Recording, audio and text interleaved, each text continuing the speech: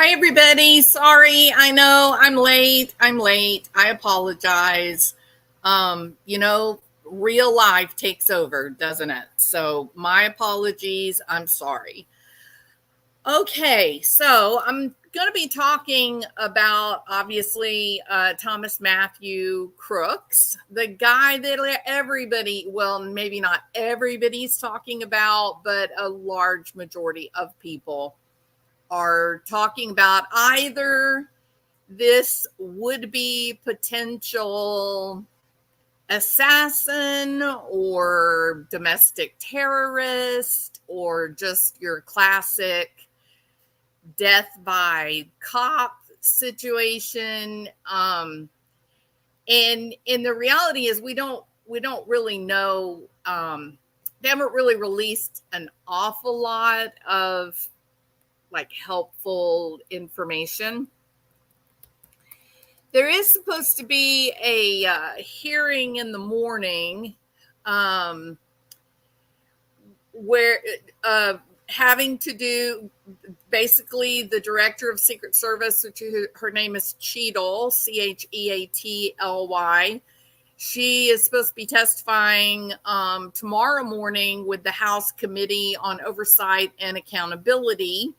James Comer, the chairman of this particular House of Representatives committee, he is a representative from Kentucky, and he issued a statement on this whole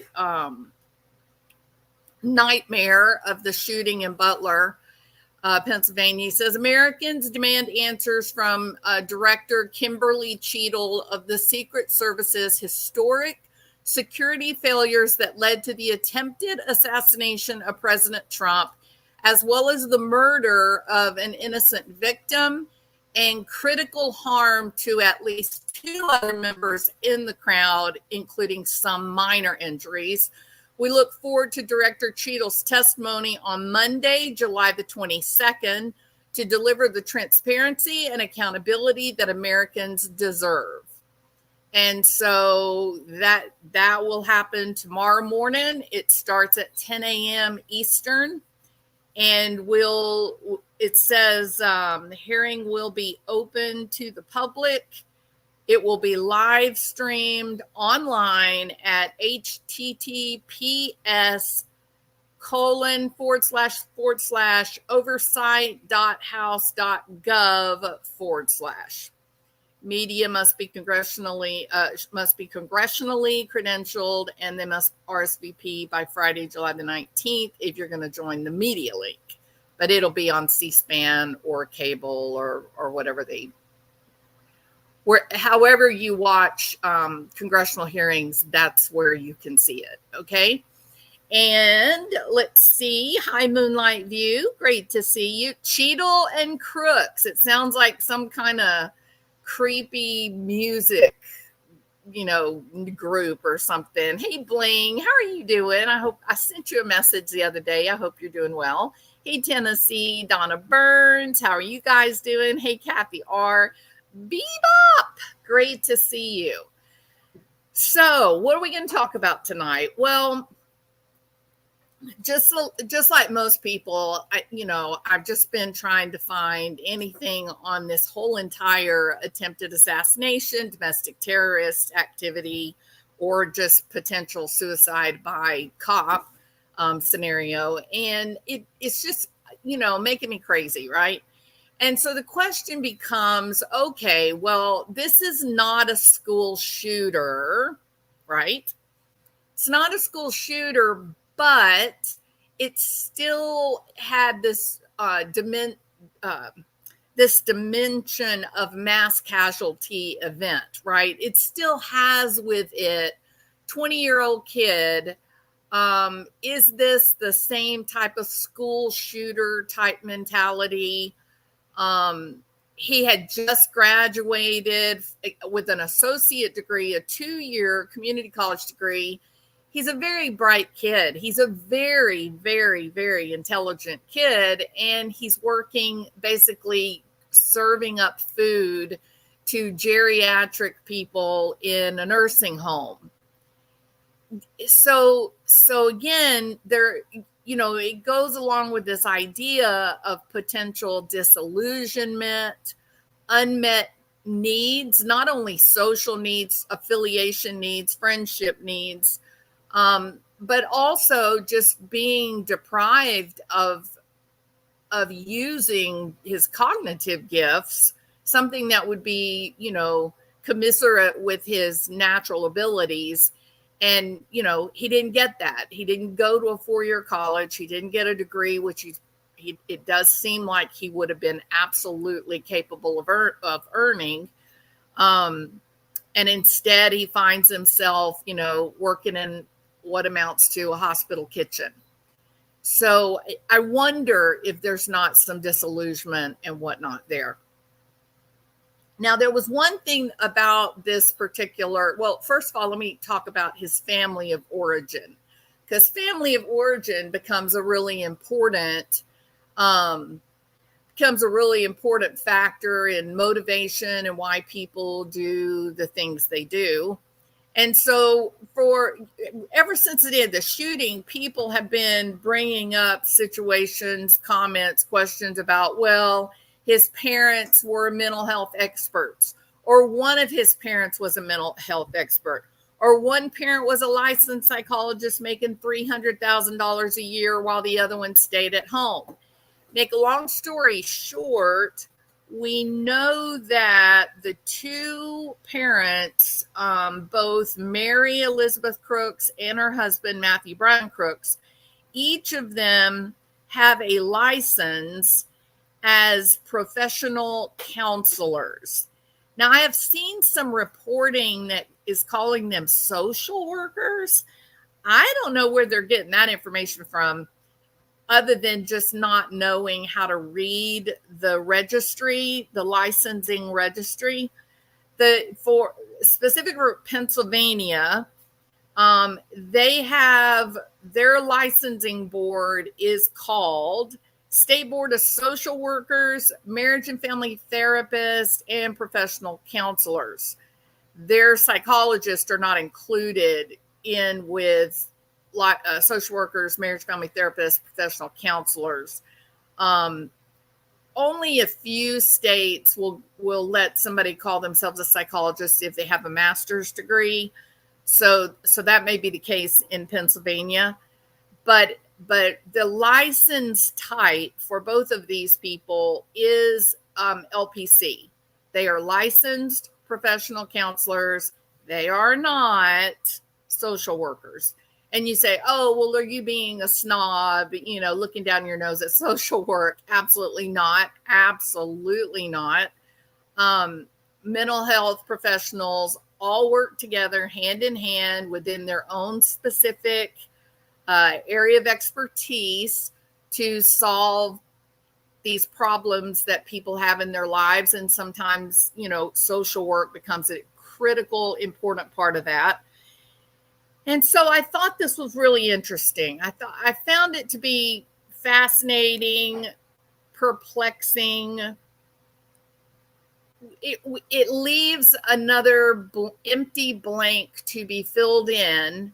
The question of how do we reconcile the kids that went to school with Thomas Matthew Crooks? They describe a young man who is a loner, who was subjected to regular bullying. And one kid, actually it was a couple kids, even said that one of the primary reasons that he was bullied is that he had very, very poor personal hygiene. We saw the same thing with Ethan Crumbley. And I do think that when we see poor hygiene, I think most educated people will immediately do an assessment for depression, anxiety, and because there is good treatment to help these teens or young adults. So he's being made fun of for personal hygiene issues, which is a very easy fix. And you don't generally see that level of decompensation when someone has the proper medication to treat the depression, correct? So it seems curious to me, both of these parents are licensed professional counselors. They would understand the importance of personal hygiene, or they should understand the connection, the importance of good personal hygiene to group acceptance, especially for a young adult. He was also made fun of by his clothing choices, the types of clothes that he wore. And that was something that started in his freshman year. So he's been graduated from college, from high school for 4 years. He went through college 4 years, and then he did about a year and a half or 2 years to get this nursing home assistant degree.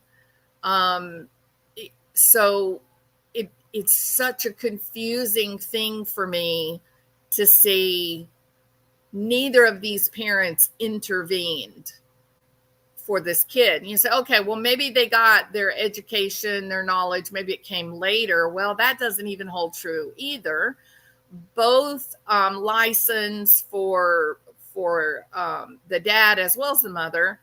The initial issue date was either March the 5th, 2002, or February the 26th, 2002. So basically, Mary Elizabeth got her license first on February the 26th, 2002. The fathers came about 2 weeks later on March the 5th, 2002, which is also incredibly interesting, right? And these licenses were both renewed on one was renewed on February the 12th, 2023, and one was renewed on February the 14th, 2023. And I wonder, the licenses will expire, 2025. So they go by periods of 2 years of licensing rather than 1 year. Okay. And then during that 2 years of practice, they would be required by the state to complete so many hours of continuing education to keep their license updated. All right. So all this information I verified off of the Pennsylvania licensing website. And so it's all good, accurate, up-to-date information. So that's interesting. The parents, their education,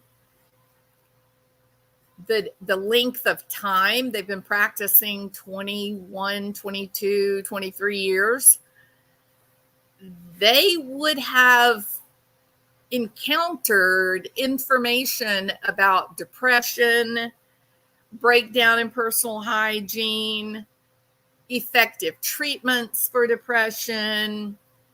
As a counselor, they for certain would have had knowledge about helping kids develop social skills, fit in with their peer group, with personal hygiene being a huge fix. I mean, I've had a lot of kids that I've worked with myself that I just teach them. I mean, I've given them toothbrush, toothpaste, soap, parents in the room, educating the parents, educating the kid on why this is important to affiliation and finding a friendship group, the connection between personal hygiene and depression. So I'm fascinated that these parents were not able to step in. And I'm not pointing my finger at them and saying they failed. I'm not saying that at all. I'm just saying there's more to the story here. We don't know a lot here. There's more here than what we know so far about the home life situation. So the FBI identified the young man as Thomas Matthew Crooks. we also, I know that there's a great deal of information about Crooks, the actions he took that day of the attempt, as well as the weeks before that. But I want to limit tonight's discussion to potential motive. Now, the reason that I'm taking so much time talking about the parents when we're talking about motive is because there is something, even though all the articles are basically claiming a motive remains unclear, a lot of people are kind of laughing and going, duh, he tried to kill the president of the United States. He's clearly making a political statement. However, we know that although they had trouble breaking into his phone at the beginning, they did send it off to Quantico, and the FBI agents in Virginia were able to get into the phone and find information. And there is information that we've learned since then. And so one of the things that we learned is that not only did Crooks look up information about Donald Trump and the Trump rally being held basically in his backyard, but he also looked up information on Joe Biden. He looked up information on the DNC convention, which will happen in August. He looked up information about the royal family. So he also looked up FBI Director Wray. So he does seem like he was plugged in politically. Somehow he was keeping up with some of this. But it doesn't seem like, just like he's registered as a Republican and yet he gave money to a uber left-wing organization. So he's still a bit paradoxical. It's still a bit difficult to say, well, of course it was political. He tried to kill the prime nominee for president. But there's some stuff, it's kind of interesting that, again, he seems to have been intentionally elusive. Now, a lot of people may get upset with me and say, you're being disingenuous to say that he was intentionally elusive, but I can't really find any other way to explain it. Why do you have these opposing extremes? Why do you get registered to vote? You've never voted. You haven't even been 18 long enough to vote in a presidential election. You could have voted in a state or in local elections, but unlikely, right? So he hasn't even been registered long enough to have voted in a presidential election. He's registered as a Republican, but then why did he give money last year to this left-wing PAC? So that's curious. And yes, he took a shot at Donald Trump, but why is he also looking up Joe Biden, the DNC convention, and Director Wray? Why would he do that? Because Wray was appointed by Trump. So there's, it looks like there was either no political motivation driving this, or he was doing this in a way not to put up a red flag which political ideology he was actually aligned with. Make sense? So I think that is very interesting in terms of considering his frame of mind in the days and weeks before he did this, and why he actually decided to go through with this. I also think it is interesting that it was just a very recent development within the last 2 weeks that they made the decision to change the location of the rally. The rally was supposed to have been held in one location, and at the last minute, they came up and they said, well, we got something else for that period of time, but you can go over there to this other area and do it there, where the shooting actually took place.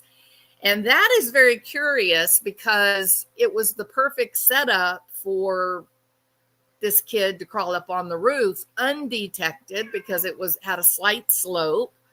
So it's curious, right? It's a curious set of circumstances. So far, looking at everything that I've looked at, there really hasn't been anything in particular to jump out and say this was definitely politically motivated or he was in a mental health crisis. It's just sort of all kind of gray. Now, Newsweek spoke to Paul Gianfrido, the former CEO and president of Mental Health America, about what some of the warning signs could have been that they missed regarding Crooks and the Crooks family or friends. Again, I want to remind you, both parents, licensed professional counselors for more than 20 years. They could be being interviewed about the warning signs. Okay, so keep that in perspective.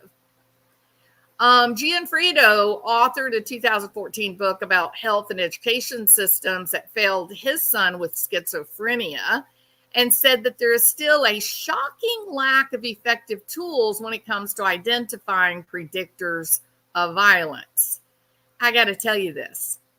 If you have someone who is a biological male and they are very depressed, that is a prime red flag for potential violence, as well as suicidal ideation.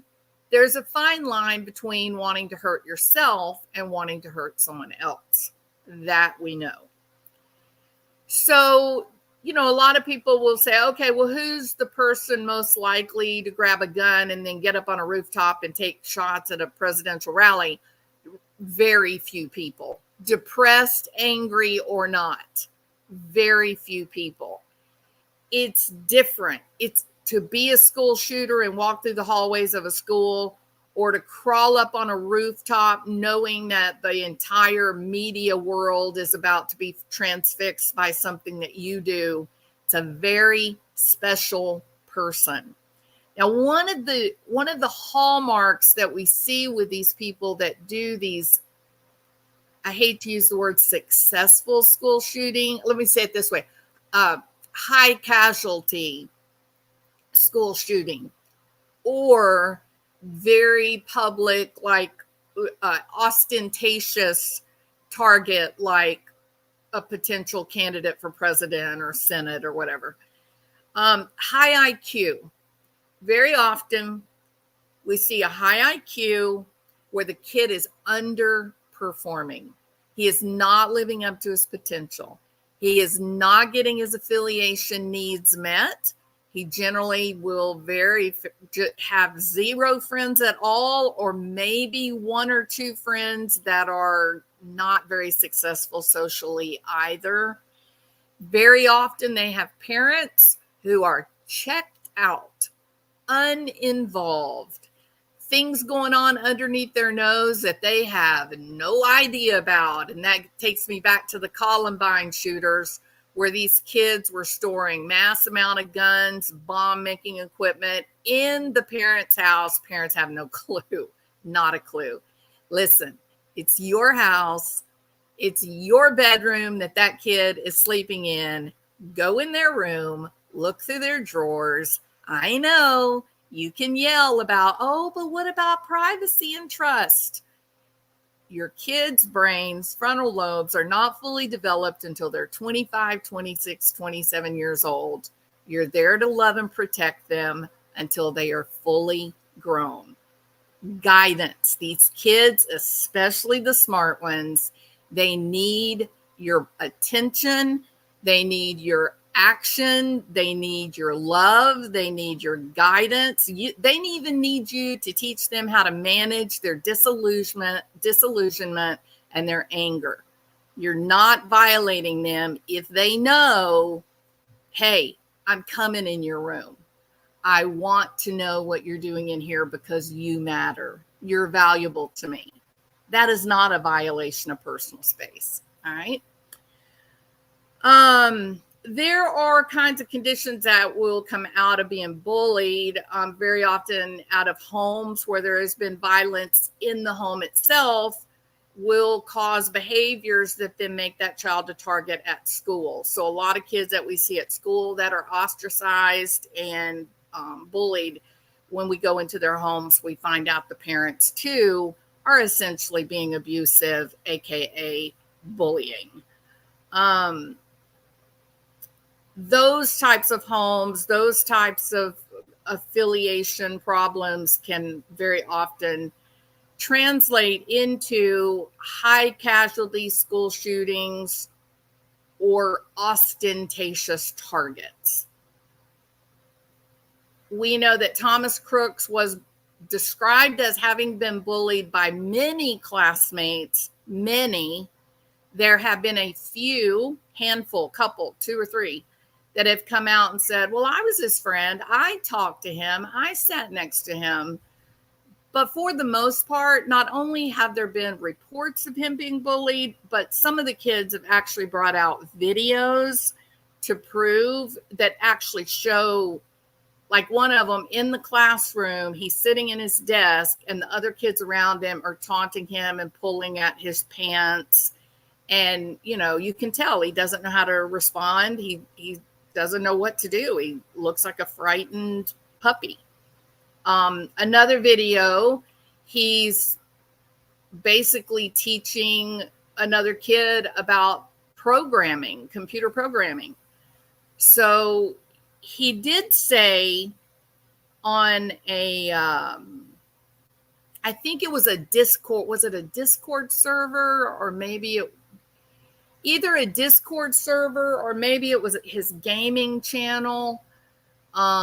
He had like a streaming channel, and he did say, or was it Fortnite? Maybe it was where he was playing Fortnite, and he put into the comms that July the 13th, that would be his premiere, and that everybody should watch it unfold. So that's, you know, that's a little hint at that grandiosity or that need for significance, the need for identity. And there was one other thing that I thought was so interesting. We cannot leave it out when we're talking about motives in this particular shooter. And that is that this young man searched Ethan Crumbley, but most specifically Ethan Crumbley's parents. Now, why is that important that he would specifically search for information about Ethan Crumbley's parents? The reason that it is incredibly important is this. Ethan Crumbley's parents, he was a school shooter in Michigan. He's the kid that they had him in the counselor's office with the mom, and they still sent him home. His gun was in his book bag, and he went back and shot the school up and killed some people. The parents were the first in the nation to be tried for the actions of their child. That is so significant. There are so many school shooters to Google and to explore. Why did this guy spend time investigating, quote unquote, words of FBI, investigating Ethan Crumbley's parents? So both of Ethan's parents were sentenced to a minimum of 10 years in prison. The Michigan judge lamented on the missed opportunities that they overlooked where they could have prevented their teenage son from killing the 4 classmates that he killed in 2021. She said, Oakland County Judge Cheryl Matthews said, these convictions are not about poor parenting. These convictions confirm repeated acts or lack of acts that could have halted an oncoming runaway train. And of course, Ethan Crumbley being the runaway train. It was a tense courtroom with this extraordinary this extraordinary sentence for both of these parents. And so this 15-year-old kid, not only is he held criminally responsible for the school shooting and the death of the 4 classmates, but the parents, Jennifer and James Crumbley, also will serve 10 years minimum for the killing of these 4 kids because they overlooked their child, because they neglected the emotional needs of the child, because the young adult continued to ask for help over and over and over and over, and the parents failed to show Ethan Crumbley the help that he was clearly begging and pleading for. Interesting, correct? Now listen to this. What we're going to listen to here is we're going to listen to the recording. There were 2 recordings that were made. You may, Kodana, but just one minute. Let me play these recordings, okay? So Ethan Crumbley made 2 recordings the day before the shooting, all right? One very, moderately long. The second one was pretty short and brief. And I wonder if he tried to delete the first one, thinking only the second would come out in public. But during the trial, both recordings were released, okay? So we're going to listen to, whoops, why did that go away? There it is, sorry. We're going to listen to each of those recordings, and the FBI has confirmed that Thomas Matthew Crooks did listen to these recordings. All right, now remember, the topic of this is motive or potential motives. So is it notable that he seemed to zero in on Ethan Crumbley, most specifically Ethan Crumbley's parents, rather than, let's say, Nicholas Cruz, who some would say, oh, well, he was far more successful as a school shooter if you go just by body count, right? But that's not what Thomas Matthew did. He went into a deep dive on Ethan Crumbley's parents. I think it's notable. I want you to listen to what Ethan said that went into the mind of Thomas Matthew Crooks. It's fairly chilling, and you may need some tissues too. It made me cry. The name is Ethan Crumbley, age 15. And I'm going to be the next school shooter.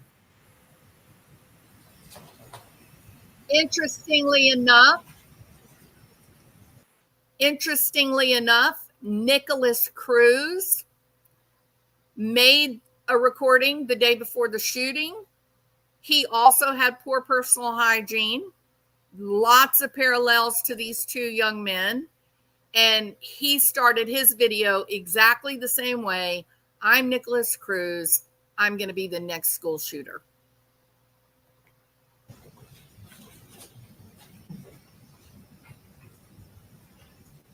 I thought about this a lot. I can't stop thinking about it. Like, it's constantly in my head. Every conversation I have with someone, no matter what, I'm thinking about it and I can't get it out.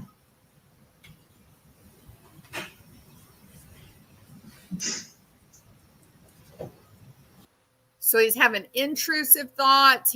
He's having obsessions, and he's told the parents this. Now, he didn't tell them the topic, right? But he told them that he's having thoughts. He told them he was having visions, though I'm not so sure that was true. I think he was disturbed by the obsessive, intrusive thoughts related to violence. It's currently November 29th, 2021, 10:05 p.m.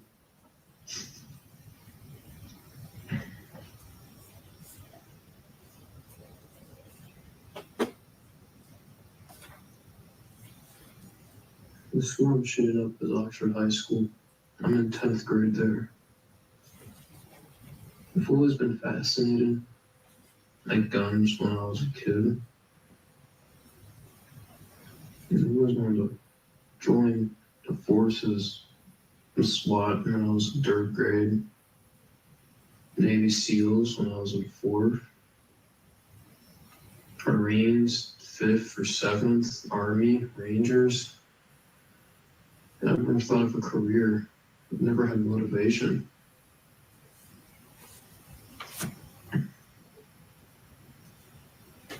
I kept lying to myself that there was something out there for me. There was something that was going to make me happy, that was going to provide me a happy, loving, caring life. But that's bullshit. It's all a lie. I realized that. Well, in 9th grade, I never thought of this. I thought I was going to make it through school and go into the army, but I realized, what's the fucking point? Millions have done it. Thousands have regretted it. Thousands have killed themselves because of it. So you hear the disillusionment. You can definitely hear he's absolutely at least average to high average intellect, just his vocabulary and the depth of thoughts. I mean, he's discussing some fairly abstract concepts, right? But when you here's the thing that struck me listening to it. He sounds like a 65-year-old man who didn't find success in his career, right? Or like somebody who, their marriage failed and they never quite got back on the right track again.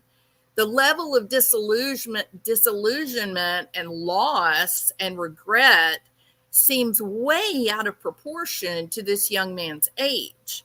So it's curious to me because I wonder, where's this coming from? Is this really his thoughts? Is he really at 15? Is he really thinking about all he wanted was to be on the SWAT team or in the military? But, millions had served and thousands come back and kill themselves, disillusioned. Are these really his thoughts, or did someone put these thoughts in his head? It's way too advanced. This is what you hear from grown men. There's something off in his conceptualization of this problem. But what is not off, I think what is absolutely notable is you can hear the intellect. He's a smart kid, and you can hear that he feels hopeless. He feels powerless. He feels like there's something outside of him that is acting upon him to control him, that he doesn't have any intrinsic or internal control or motivation. He feels victimized, that no matter what he does, life, the world, is just simply not going to let him live his dreams.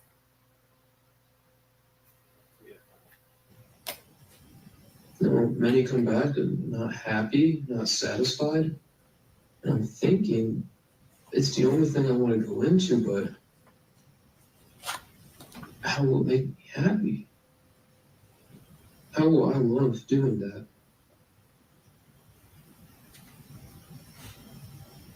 How will I love?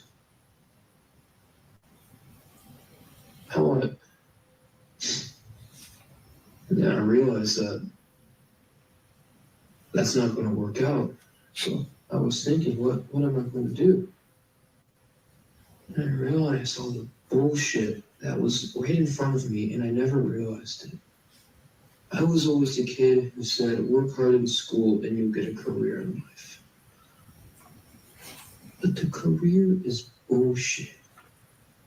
And it was right in front of my fucking eyes the whole time. I couldn't see it. The school system is... Their main goal is to put youth just born into this world to learn. And they actually learn fucking good. They learn K for 5. They learn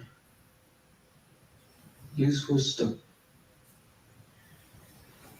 Stuff about the world that teaches them not how the world is, but how it should be and how they want it to be. The teachers brainwash them into what they think is right, and their minds are so underdeveloped that the adults just take advantage of it. And they say that's too good for humanity. Then when you get into middle school, that's even more useless. It's just an excuse to wait till the kids grow up. They're wasting years of their life learning knowledge they're most likely never going to do unless they become a Nobel Prize scientist or mathematician or the fucking founder of a multi-million-dollar environment club. And they're brainwashed. They're teaching a working class into this world.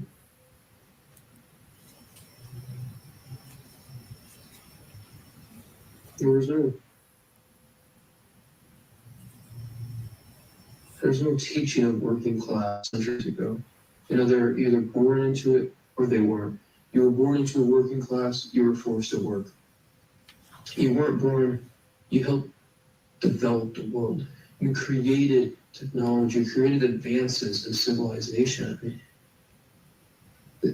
There was only two indifferences, and the working class rose up and made everyone a working class. And now, no matter what, you just have to work. To do what? You spend 15 years of your life just hard studying and trying your hardest to achieve the best out of anyone in any school. And then you get accepted into college. And you could be rich, so you don't have to worry about it. Or it could put you into thousands of debt. You get a useless job that other people have gotten, and you think that it is doing something for this planet. So again, please keep in mind, this kid is 15 years old. Where did he hear all this? Why is he talking about being thousands of dollars in debt if he goes to college and getting a useless job? Where is he learning this? Where is he hearing it? Where is it coming from? I have felt, I think our schools we're failing our kids by ratcheting up the pressure on them at such an early age. They're developing terrible anxiety problems. And these are kids that are like straight A's. And they come in, they're horrified because they made a B on a test and they may not get into a good college. And I'm just mystified, right? That parents are so focused now on accomplishment and the greatest college and all that. We've lost track of allowing joy and doing interesting things, not to give up on accomplishment, not to belittle excellence, not at all, but to don't let that become the be all end all of your teenager's experience. It's just a small stepping stone. When they're in high school, a little bit of motivation and push for college prep, but don't turn them into college students when they're only in the 10th grade. This kid is 15 years old. He's already talking like he's graduated college with a liberal arts degree, can't find a job, and now he's mad because he's got to make payments on, $50,000 in debt. So something is wrong here with this child's outlook compared to his age and his position, his station in life. Something's off. And maybe it's a reflection of high IQ, or he may be parroting what he's heard other people around him say. You think that all those years of working and you get a job is doing something for the good of humanity. It's fucking not. It's useless. The education system, the government, is just brainwashing people to be a working class. They're all brainwashing them just to fucking work and keep society how it is, but people want to go in a different direction. They don't want to work, but see, that's why I don't fucking understand it. I'm not dumb enough to fully understand their capabilities. I'm not as dumb as them, so I can't understand, but they want to revolt and become a new class education system that just weakens everything. They want to fucking keep the innocence of everyone. They want to make sure that monsters are a thing. They're offended of a horror movie. They want to take away what this world is. In this world,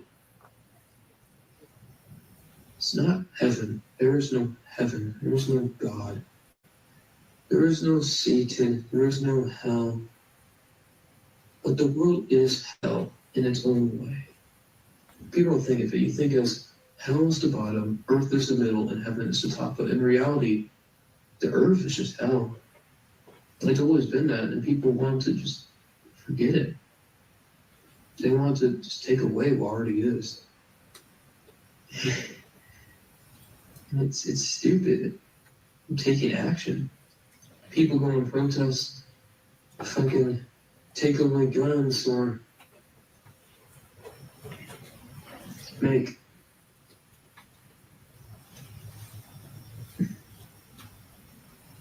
what I'm doing.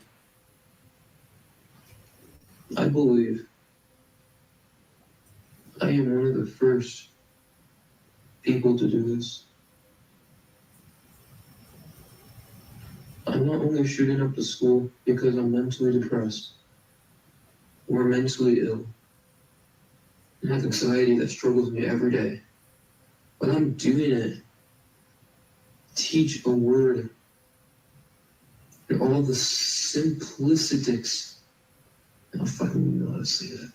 All the fucking dunces out there, that brains are too, skulls are too fucking low to understand everything. Unfortunately, the people I kill are the people that are killed. I'm sorry that their families have to go through this, but it's for the right of humanity. And the course we're going. Okay, so there's grandiosity, right? He's like on a special mission. He is going to be helping this society that's in decay. He's on a special mission, and what he does, and he's sorry that he's going to hurt these people, that the families are going to be sad, and he's willing to accept that he's going to end up going to prison. Notice he doesn't say die, go to prison. But he's willing to do that for the good of mankind, for the good of society, for the greater realization. Remember, Thomas Matthew Crooks listened to this. With the FBI, we know the FBI came out and said it. He listened to these two recordings. When we're fucked. In 50 years, we're fucked. Nothing's going to happen. Democrats and the Republicans are just going to fight, and fight. And people are keep going to taking sides and sides and sides. And some people are going to stick out and say they're the big bears who don't think of it, but really they're the main problems. And it's just leading to a collapse. The world worked so hard for thousands and thousands of years.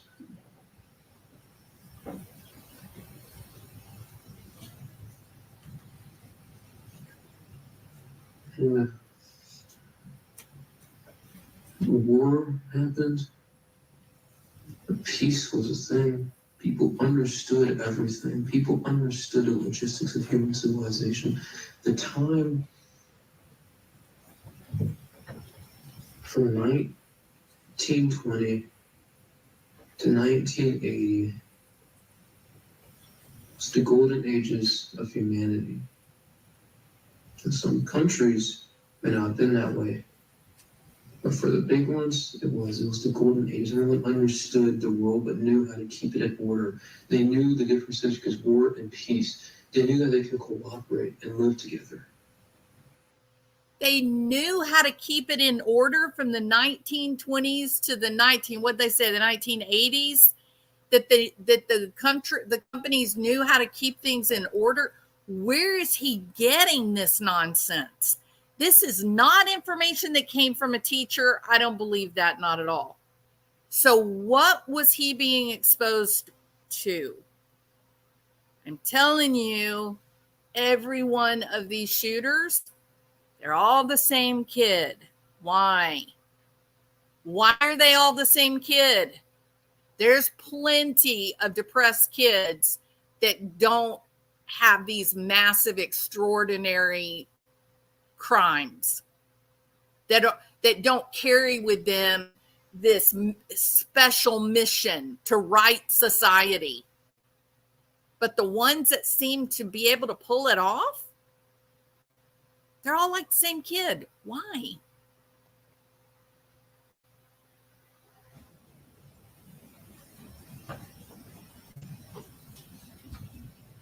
But now people are just taking that away. If what I'm doing is an act to show that people are taking it away, and I'm trying to preserve it, to show that no one is safe, no matter how hard they work. Their protests aren't going to do anything. They're just words, they're not actions. No one would care if I go up to the school and shout a sign, "Aren't you innocent? Bring back the equality between violence and peace." They'll think I'm fucking delusional. But to take action is what you have to do. So he's babbling this nonsense about balancing violence and peace. And remember, he talked about the heyday of society being from the 20s to the 80s, and that countries knew how to strike this balance. And that was the mark of a healthy society, right? A successful culture.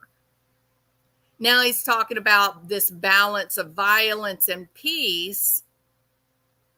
And now he's gone from this theoretical conversation that's way out of his 15-year-old head, way beyond anything that he would conceptualize on his own. He lacks the depth. He lacks the breadth of the knowledge about the world and the depth of individual histories of individual cultures and civilizations across time. He lacks that. He doesn't have, at 15, there's no possible way that he has the knowledge and information necessary to arrive at this concept on his own. Someone taught this to him. But now he's moved from the theoretical explanation, the theoretical discussion. Now he's moved into the action plan. Now he's talking about taking action. This is chilling, y'all, because it seems intentional. It seems that someone taught him this.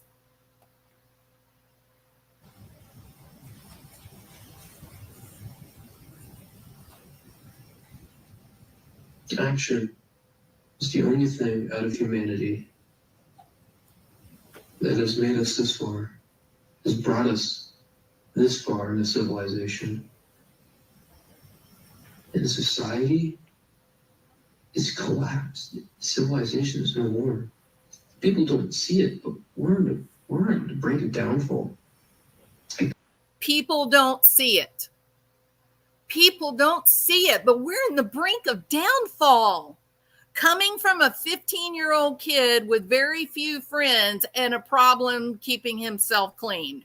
Really? You really think this kid arrived at that information on his own?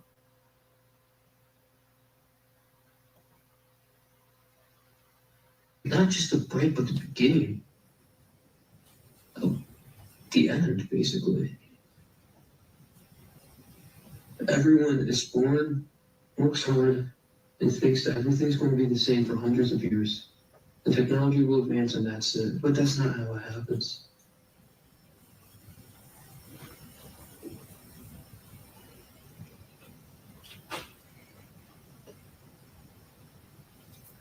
When the bell rings to end fifth hour, tomorrow, October 30th, November 30th, 2021, I'm going to walk to the dividend between the boys and the girls' bathroom.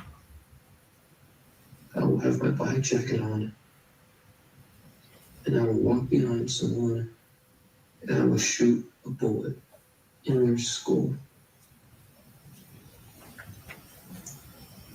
And that's my first victim.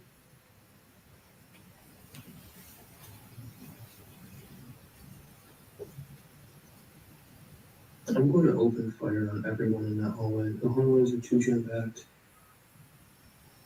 I will try and hit as many people as I can. I will reload, and I will find people hiding. I'm going to teach them a lesson of how they're wrong, how they're being brainwashed.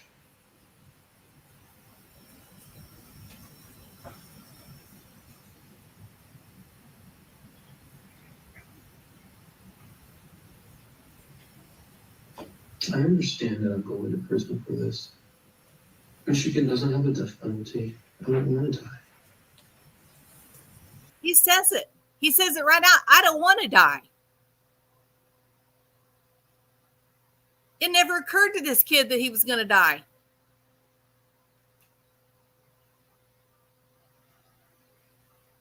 It's incredible. Now, Thomas Matthew Crooks listened to this before he went and did what he did. Everybody's assuming Thomas Matthew Crooks did this as death by cop, suicide by cop. I'm not so sure that's true, y'all. I'm almost beginning to wonder if he was angry at his parents. As funny as it may seem, I'm going to kill other people. I do not want to die. I realize how valuable life is. And I realized I broke the code of what's happening. I broke the code. I realized what is actually happening. And these people... Again, grandiosity, right? I broke the code to the breakdown of society. Now, you and I recognize that. It's just nonsense. It's just silly foolishness. But where's he getting all of this information? He doesn't have the breadth and depth of historical knowledge, the rise and fall of civilizations, cultures to come at this idea on his own. He simply doesn't. He's been influenced by someone. And my question would be, did the same group of people get a hold of Thomas Matthew Crooks? They don't have the capabilities of understanding it. I'm someone to teach the entire nation and the world of what's happening and how we're on the brink of downfall.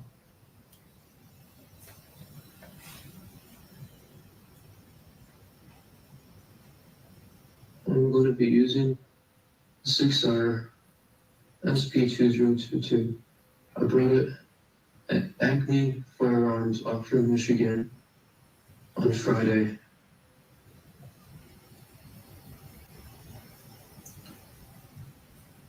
It is a 9mm pistol. It takes 15+1 ammo capacity. I have 3 magazines for it.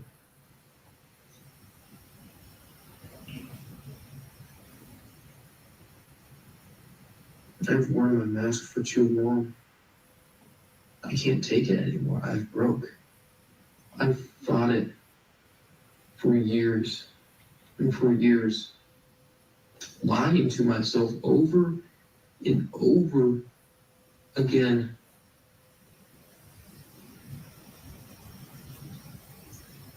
But it's taught me the truth. Listen real close to what he says. But it's taught me the truth. What? It's taught me the truth. It's taught me the truth. Did you hear him? It's taught me the truth. Who would that be, Ethan? The FBI right now, this second, should be at the prison with Ethan Crumbley, demanding to know who in the hell taught him the truth. Who? Who taught him the truth? Some son of a bitch somewhere on the internet filled his head full of all this nutty, crazy crap, built him up, made him think that he was special and he was on some kind of, crusade for the good of humanity and the success of culture. And then Thomas Matthew Crooks magically listens to this.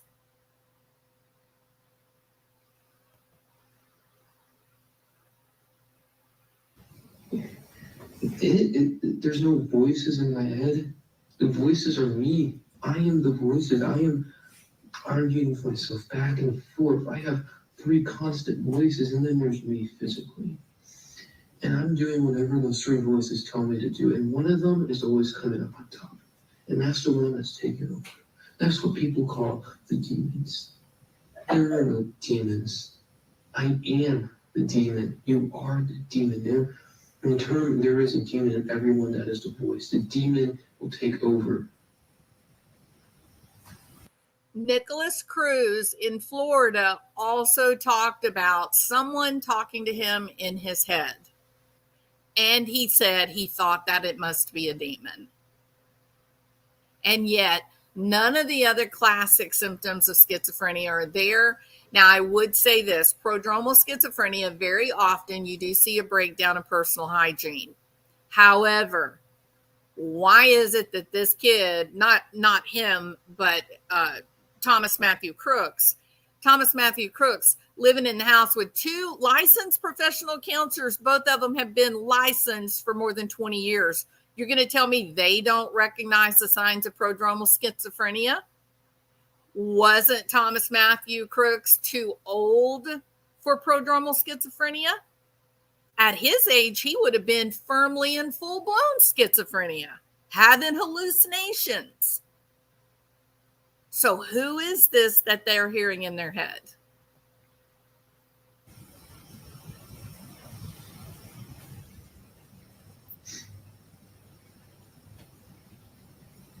There's nothing I can do about it. My life is already on a downfall. If I don't do this, nothing will happen. The world will collapse. I will be in misery. I'll probably just end up in a useless career in the army and killing myself. What use is that? I have the chance to teach the world to become a better place. And I have to take that chance. I've missed many opportunities in my life, and I'm not missing this one. He's not I'm going to try and missing flee the school. this chance. He's showing all of this abstract thought, cause and effect, seems to be well organized, makes sense. And then he talks about, but I can't miss this chance. Why? What do you mean this chance? You're the one fully in control of your firearm. Whether you do it on Tuesday in November or you do it, in the middle of July, you're the one that chooses the date. And yet that's not how he's talking about it, is it? He's talking about being included in some kind of activity that someone else is doing. Is this delusional thought? Is this schizophrenia? Is this some sort of psychotic break? Is this a problem with maybe too much marijuana, THC? I don't know, but it deserves more psychological attention and investigation than what Ethan Crumbley has received.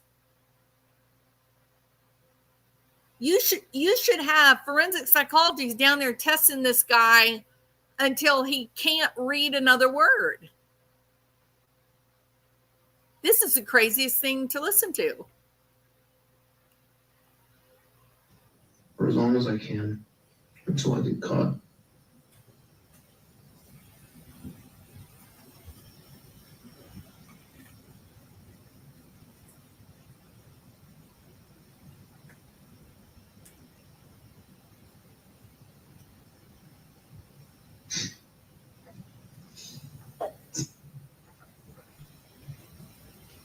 Just the thought of,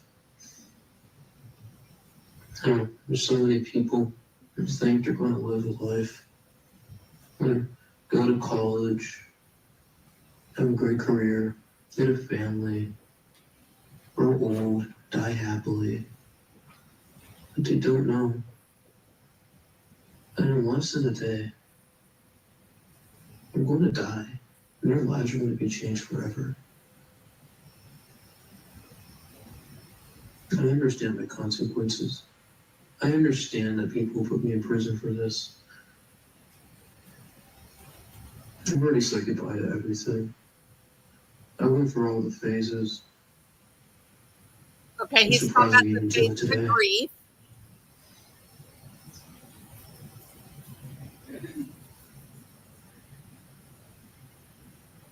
I'm sorry for manipulating you, Mom and Dad. You have trusted me. I made sure you had trust in me, and I just disowned you. But you should know it's for a cause. And I am ruining my life and not yours. Help me. Detective, there's a much shorter video that the defendant filmed right now listen after to that. the second recording. This is the one he thought was going to be released. 57, November 29th, 2021. Fuck that previous video I took. That was bullshit. What I said. I'm gonna have so much fun tomorrow. I'm gonna have a goal. And it's to kill everyone.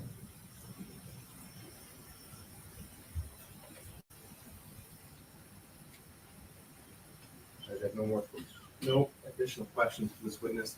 The counsel approach. Yes. Yes.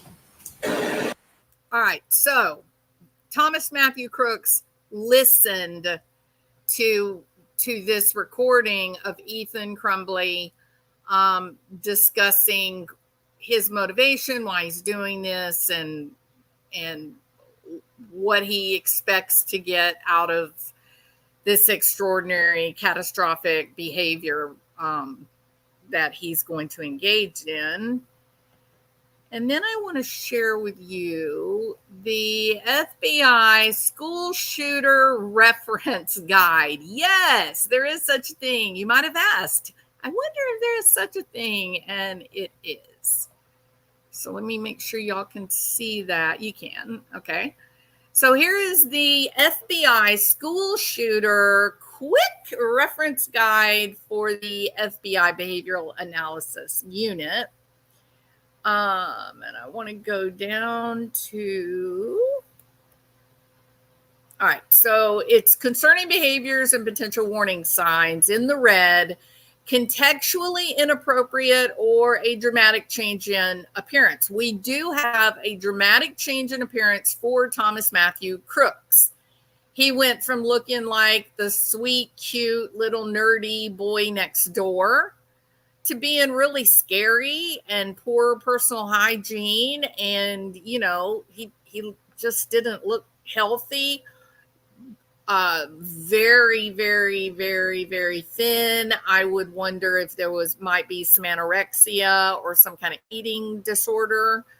And so, yeah, so there was that dramatic change in appearance from his high school days. Also, abrupt, unexplained cessation in the use of alcohol, drugs, medication. They go through a period of cleansing or purification. We have zero information about that when it comes to Thomas Matthew Crooks. A creation of a legacy token, like a manifesto or a video, exactly what we just listened to. This was Ethan Crumbley's legacy token. He described the theory behind his thoughts, and then he gave us the action plan for the violence. He even named his weaponry and ammunition and how and why he was going to do what he did. Boundary probing, testing, circumnavigation of security measures to penetrate into a restricted area. We absolutely know that Thomas Matthew Crooks did do this in the days and weeks before this rally. I find it interesting that the rally location was moved closer to the home of Thomas Matthew Crooks, and that he rode his bicycle to the grounds where they had the Trump rally. But then he was also accredited with having this white van that had explosives in it. No one has told us where the hell the white van came from, but they're very clearly saying it was his, that it was Thomas Matthew Crooks, but he didn't drive the white van full of explosives and the bicycle both. So that's kind of curious, right? Procuring the means for the attack, we know that the way that Thomas Matthew Crooks got his firearm seems to be in line with how Ethan Crumbley got his, basically took it from his dad. And the pre-attack staging or cocooning in a secluded location to physically and mentally prepare for the attack. We know that the parents began calling for him early that morning, and then they actually did, in fact, call the police to say that their son was missing and that he had taken the gun with him. So perhaps the parents knew more than what we've been told, right? The hearing tomorrow morning with Director Cheadle of the Secret Service is not about Thomas Matthew Crooks. It's about the cascade of dominoes, failures that made it possible for a 20-year-old, unsophisticated, skinny little nerd kid to be able to pull off the shot of the century. How did that happen under your watch, Director Cheadle? That's what they're having in the morning. But it's not going to be about the kid. It's not going to be about the shooter. It's going to be about the Secret Service and their failures. Why weren't they at the security meeting at 9 a.m. the day of the rally? That's right. They had a meeting at 9 a.m. the day of the rally, and Donald Trump's Secret Service was nowhere to be found. That's the truth. All right. Descriptive statistics and motives. 27% of attackers exhibited interest in violent movies. We don't have any information about that, although this kid, Thomas, did play Fortnite. 37% exhibit interest in violence in their writings, poems, essays, journal entries. We know that Ethan Crumbley was drawing pictures. 59% of the attacks occurred during the school day. 63% of attacks had known history of weapons use. That's true. Apparently, this kid was going to the shooting range and practicing shooting. Although he was a terrible shot, he tried out for the rifle club and couldn't even make the rifle club. So he wasn't very good at it. 68% acquired the weapon used from their own home. That's true. 93% planned out the attack in advance. That's true. 93% engaged in behavior prior to the attack that caused others to be concerned. Must be true because the parents started looking for him early that day. The parents were worried. They felt like there was something curious. 24% had a motivation for attention and recognition. We heard that through Ethan Crumbley's manifesto. 27% motivated by suicide or desperation. It didn't seem like that with Ethan Crumbley. We don't yet know that about Thomas Matthew Crooks. 34% said that they were attempting to solve a problem, Ethan Crumbley. 54% had multiple motives, Ethan Crumbley. 61% motivated by a desire for revenge. And I think we're going to find out at the end of the day, Thomas Matthew Crooks was having a serious problem with his parents. I believe that. 75% felt bullied, persecuted, and threatened by others. Again, I think that's probably part of this. So I thought that those, because there were so many of these checkpoints on this page that really do apply here with Thomas Matthew Crooks, I thought it was interesting to take a look at it. Another interesting, seems to be shared by all of these shooters. They do seem, for whatever reason, to show a high interest in pornography in the days leading up to the shooting. That could be part of grandiosity or mania. So, but it's important for teachers and parents to know these subtleties, these changes, because it has meaning, right? All right. There we go. All right, so someone wanted to come up on and talk, but I think they may have left. I haven't seen them comment in quite a long time. Hey, Jeff H., how are you? How did no one see the gun on him? They didn't see the gun on him. They saw the gun once it was on the roof with him. So, maybe he left it on the roof. Maybe that's where he stored it.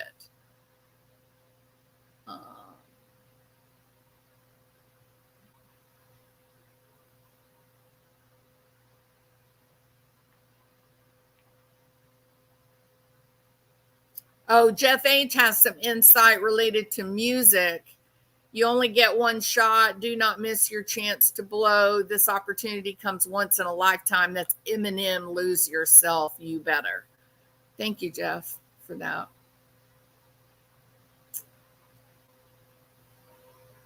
Sounds like he's been talking to or is being groomed by a cult, possibly. I would agree with you. And yes, I do think we're hearing mental health signs, but they're not, the full picture is not consistent. It's like, how do I say this? It's like someone pretending to have psychosis. Does that make sense? It's not what you actually see. For example, when someone is experiencing psychosis, when they're delusional, there is evidence of illogical or irrational thoughts and reaction. The cause and effect capability is disrupted. I think the person that was going to come up online, I think they left. Yeah, I think they did. Okay. All right. So I see a lot about antidepressant usage in adolescence. Is there anything to that, or is it a bias confirmation thing? I think it's a bias confirmation thing, Critter Watcher. There's a couple of things that you have to think about. Number one, who uses antidepressants? Well, clearly people that are having a particular array of symptoms, correct? And for a lot of people, depending on how extreme or how significant the symptoms of depression are, they may actually have avolition. right? They may be so depressed that they just don't have the motivation or the energy to move or do anything. And when they start taking the antidepressant, now they have enough energy or wherewithal to go ahead and do themselves in. So there is a caution for psychiatrists, general practitioners that are prescribing, psychologists. Once you or your child, once you begin these medications, you need to be in a protected environment for up to 4 to 6 weeks. Just have somebody there that knows that you've started the medications, that you've been very depressed, that you're staying in contact with each other, no firearms, accessible in the home, things like that, until the medication does start working. And if someone is taking one of these medications, they should be seeing a psychologist for therapy. All right. So you got the medications are effective. They have given the people's lives back to them. And when you feel better and you've developed skills, coping skills, you've learned how to reframe information to fact, you've learned different skills for managing even intrusive thoughts, things like that. Then once you have those new skills, you're better equipped to deal with the strains and stress of life. Then when you get ready to come off of the medications, you have to go back to your doctor and follow the plan that the doctor gives you to titrate down. And if you come off the medication slow, you won't have any discomfort or any kind of rebound depression or anything like that. But they are powerful medications, and you should absolutely be with a psychologist or a licensed professional counselor as you're dealing with your symptoms and learning different tools and techniques for managing.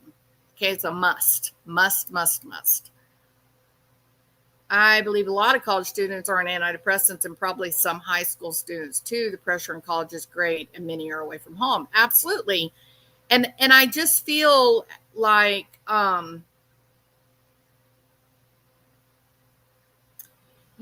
Desired, I'm telling you, Maxwell is the guy. Now I've got to play along with the official narrative, okay? But my eyes understand what they see. I don't typically deny my own eyes or my own ears.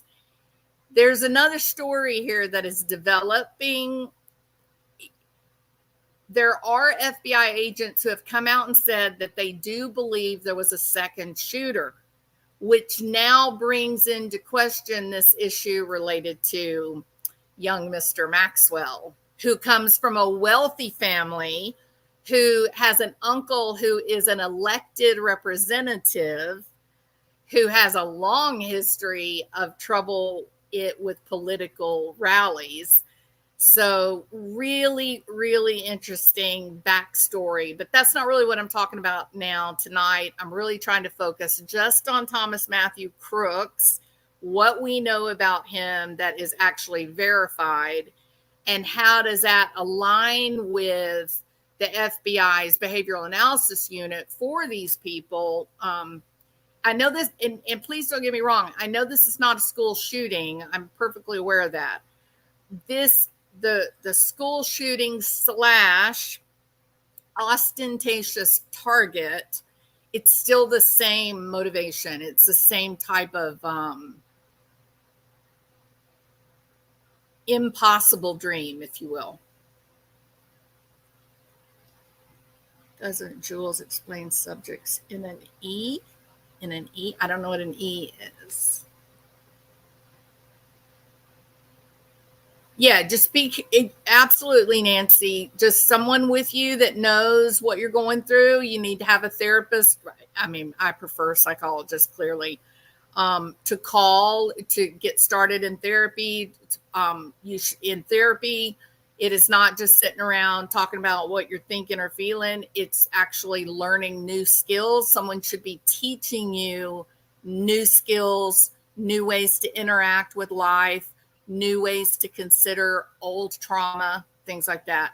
Also, yoga, any type of movement with music, any of those things. If you have a history of trauma, complex trauma, getting into those kinds of classes are really essential in terms of managing some of the neurological issues that are related to complex or childhood trauma. Some think that Crooks was the decoy, the fall guy, and that there was a second shooter on the water tower. Absolutely, Nancy. And now there's 2 FBI agents that have come out and said that they're still waiting on a public acknowledgement, but that they have seen information that does basically corroborate a second gun and possibly a third gun, not the counter sniper's weapons. I mean, it's kind of a crazy thing. This is a crazy situation, but I really wanted to focus specifically on Thomas Matthew Crooks because so far it is very hard to believe that this very intelligent, I think probably depressed young man who was a terrible shot, who was living in the home with 2 LPCs and had terrible personal hygiene, managed to evade 3 layers of security, including the United States Secret Service, crawl up on a roof and make the shot of the century. That is very hard to believe. Is that fair? Is that a fair way to say it? I don't want to do conspiracy theories. I don't want to get weird and crazy and out there. I want to deal with it head on, just facts. And it is astonishing that this kid was even able to make it to that rooftop without being caught. It is astonishing that he drives up on a bicycle and yet there's a white van found that they claim he drove there full of explosives. That is astonishing. The whole story is astonishing. And tomorrow morning at 10 a.m. Eastern Time, the director of Secret Service will be questioned. So you guys tune in because this makes no sense. What do you guys think? If you think that this little nerdy guy managed to pull off the shot of the century, put a 1. If you think that we have not been given all of the information, put a 2. Let's just kind of see where we are here. And as you're doing that, can I please beg and plead with you to hit the thumbs up, subscribe to the channel if you have not already. It's free. It doesn't cost you anything. But what it does do is it shows you when I've gone live because I do not post on a regular basis.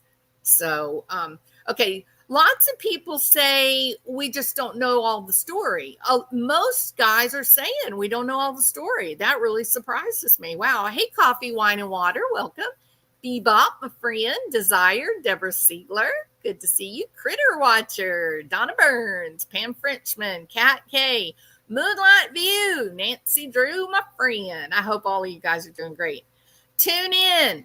The Congress Inquisitions will turn. I'm telling you. And of course, we all know now that, of course, Joe Biden has dropped out of the race. We called that how long ago? When did we get that right? The day that he said that he had the COVID. Remember that? We said he's on his way out. They're figuring out how to do it. So he has now officially withdrawn his nomination or his bid to be the nominee.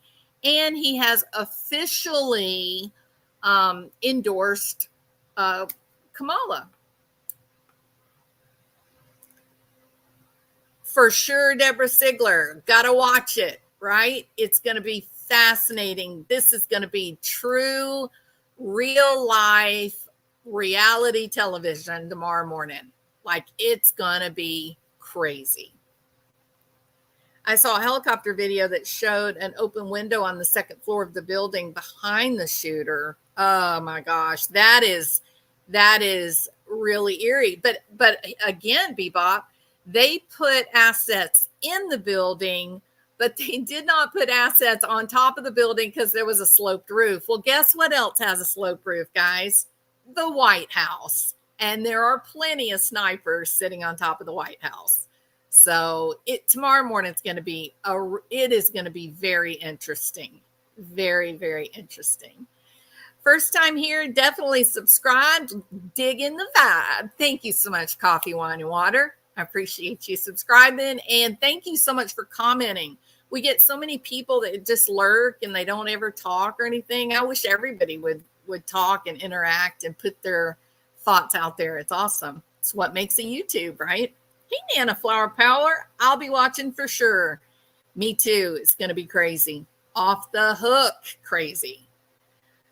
Nancy Drew. Oh, Biden says, I have COVID. It's like soap opera. Unfortunately, it's real life. It is, the last 7 days has been crazy. Like, you couldn't have predicted any of it.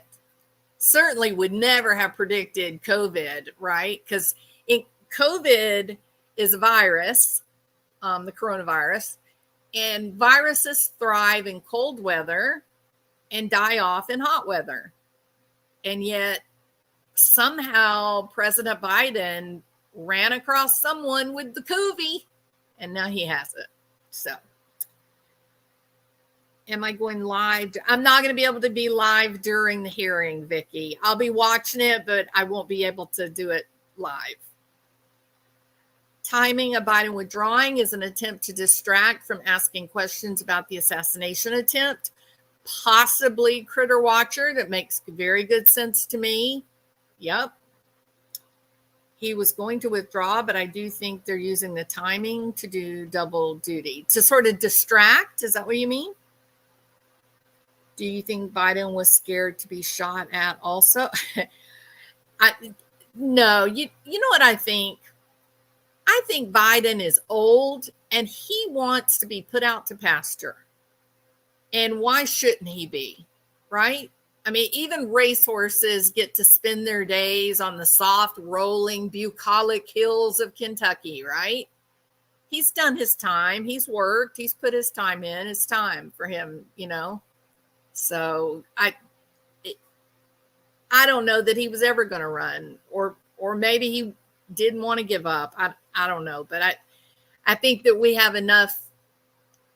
There have been enough appearances that he's seen the noise, the crowd seems to sort of make him freeze or feel frightened. And, you know, it's time. He needs peace, and he needs a predictable, calm day. That is humane. Haven't heard of anyone else in the White House with COVID. I haven't heard of anyone, period. It's around here anyway. I haven't heard of anybody with COVID. Truly an exhausting week of news. I was glued every night, could not put my phone down. Asking for a friend. Didn't he get all his booster shots? Wasn't he the one who mandated them because they stopped COVID from spreading? He actually had, I read this the other night, I think he had the Moderna initial 2 shots. And then I think they said he had 6 boosters. I think, or maybe it was 4 boosters and that was a total of 6 shots. It was either 6 boosters or in total 6 shots. Hey, Funky Just Sunky, you missed the whole video, Funky. Man, you're a day late and $1 short, my friend. Old Joe is ready to sip coffee on the porch and watch the grand chaps run amok. Totally agree. It's time too. He's just finish your days out in peace, feeling safe, feeling good. I feel like the American people got a Dear John letter. Maybe, I don't know. Did he come out and like address people live? Like, did he do a speech? It was only the letter? Okay.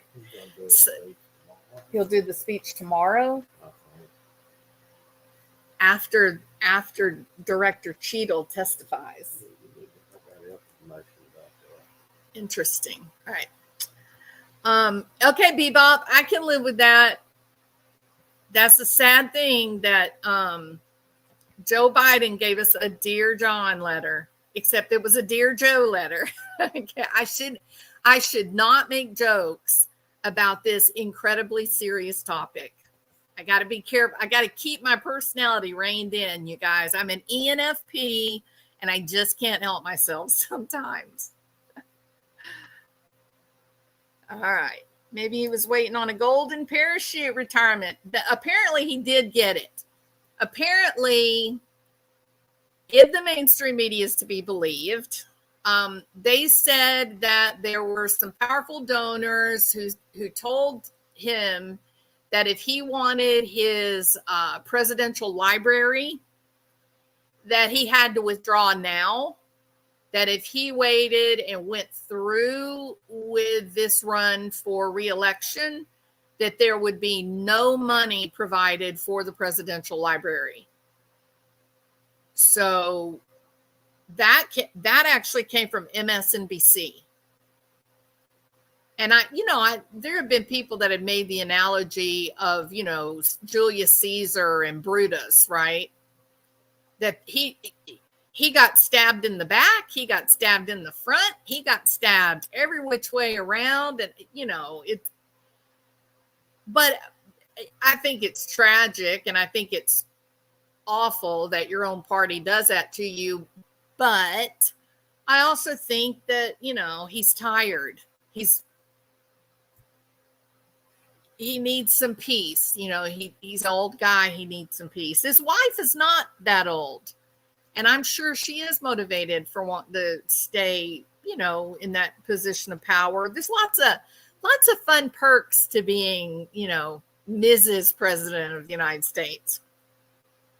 So, but for him specifically, knowing people that have dementia, especially if he has Parkinson's, the dementia is more of last stage Parkinson, and there's a lot of pain involved and confusion, and he just needs peace, and that's not a popular position politically, I know, but as a psychologist, it is the right thing to do. So Whoopi Goldberg, oh my goodness, I can't take Whoopi. I'm sorry. I wish I could, but she has just gotten so passionate about her political position. Whoopi Goldberg, paraphrasing, she doesn't care if he poops in his pants and doesn't care if he can't talk a sentence as long as he did the job she wanted him to do.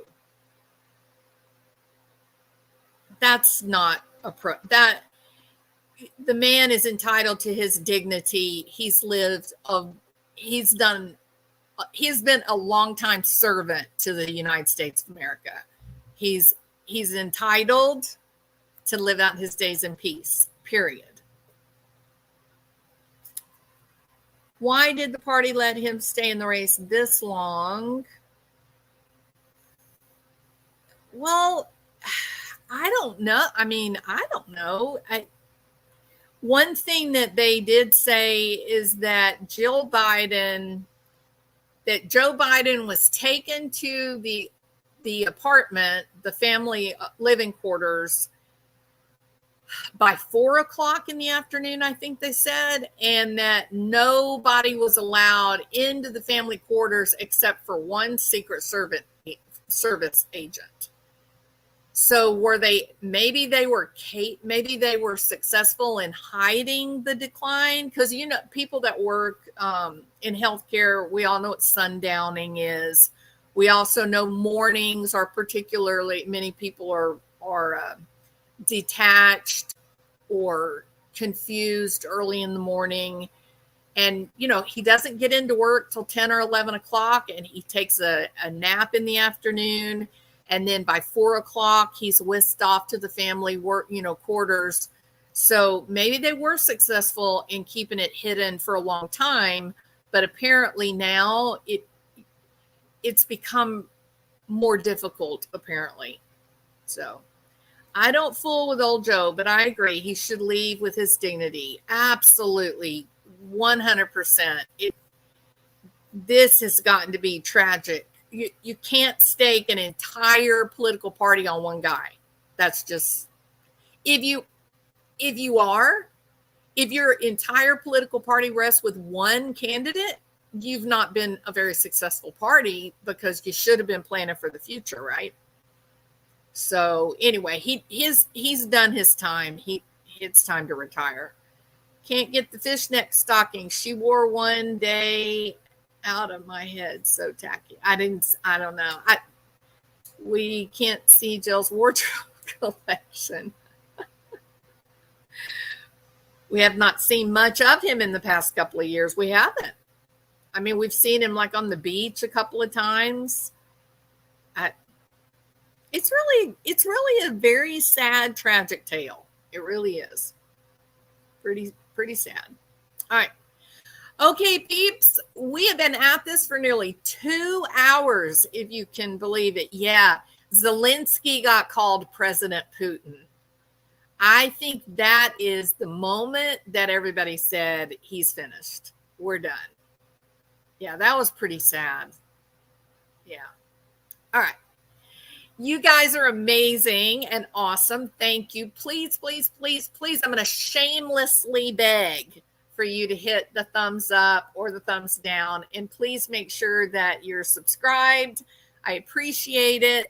Please watch the hearing in the morning if this is at all interesting to you. And we will be back tomorrow afternoon to discuss what we saw and what the developments are for the hearing. How's that sound? The border failure is an absolute disaster for every American that there is. It has hurt access to health care here in Texas. It has hurt education.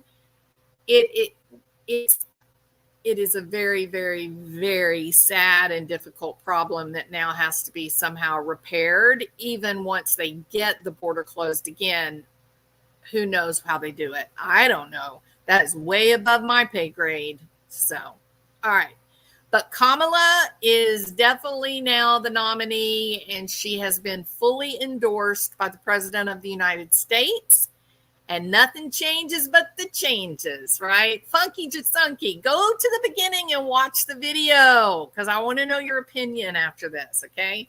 All right, Donna Burns, Nancy Drew, Pam Frenchman, Critters, all of you guys, Desire, DB, all of you, thank y'all so much for being here. I appreciate it. And we will talk again tomorrow afternoon, all right? See you later. Bye.